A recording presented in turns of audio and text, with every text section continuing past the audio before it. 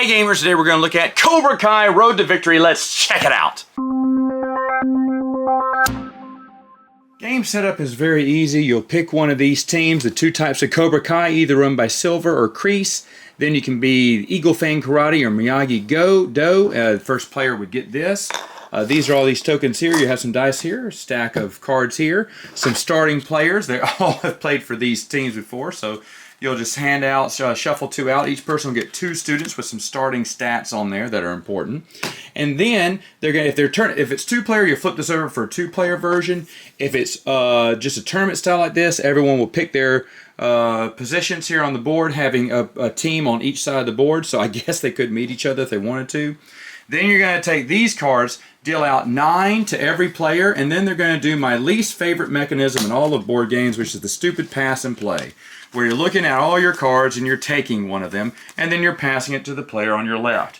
Once someone gets to their last two cards, they'll pick one and then just discard the last one. After that's over, you're going to lay out all of your cards, all 8 of your cards with the 2 on the edges here. So let's say I just put out this, and then I have these 2 edge people here.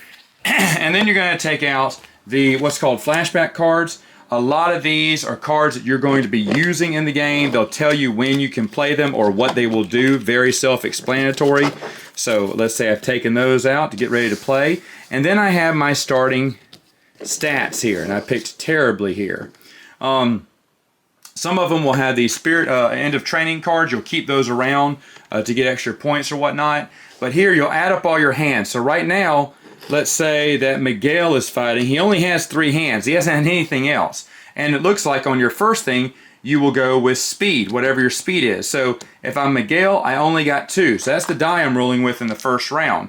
And I'm trying to take out the other guy, and let's say he picked way wisely than me, and he has 5 hands to deal with, okay? So what I'm going to do is roll this die, and any punches, which I didn't get any, which happens because these are 50-50, but any punches, he would block like that before scoring his point.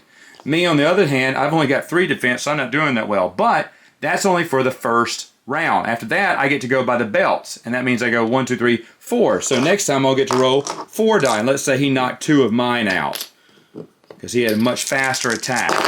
Then I roll, and I knock 3 of his out. And then he rolls and knocks me out. I lose. He wins. You know, maybe Cobra Kai moves on, Eagle Fang is out or whatnot. And you'll just keep playing like that until someone gets to the end. Now again, you're going to have to discard all these and then add up any extra points you have from that. But then the next player, who the next side will wait. You'll wait your turn until you go again. Draft out the 9 cards, only getting 8 of those. And then fighting until someone is the champion and takes home the gold medal. Final thoughts. What do I think about the game? Garbage. My wife got it for me. It was $4 because it was on clearance sale at Walmart because no one wanted it. It doesn't feel like Karate Kid or Cobra Kai. She knows a show. We try it out. She won't play it with me. No one would play it with me. I wouldn't want to burden anyone to play it with me. First off, it has pass and play, which I hate anyway. But the game is so simple, stupid. I mean, you want to go for the, you know, bigger cards, you'll get fight rounds. And then, of course, pass and play, you're at the mercy of whatever cards you get. So if you're like, oh, this has a lot of defense, I'll get that. Well, then suddenly you're stuck with a bunch of defense.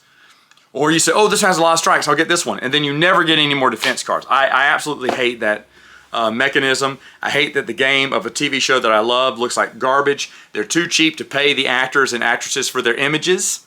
So that's why everything's generic. These board games are a dime a dozen at Target and Walmart and all these big box retailers because they think, oh, well, maybe some sap who doesn't know about board games will play this. It's not worth getting, even at $4. At $4, you know, my wife got it just to see if I'd like it, but no one will play it with me. She won't even play it with me. It's super simple. I showed her how simple it was, and she wouldn't play it with me. But I don't blame her because it's a boring game, and I hate it. It's absolutely awful. So anyway, maybe I need to find some good games to review. Maybe I'll do that next time. But until then, you know what to do. Don't buy Cobra Kai.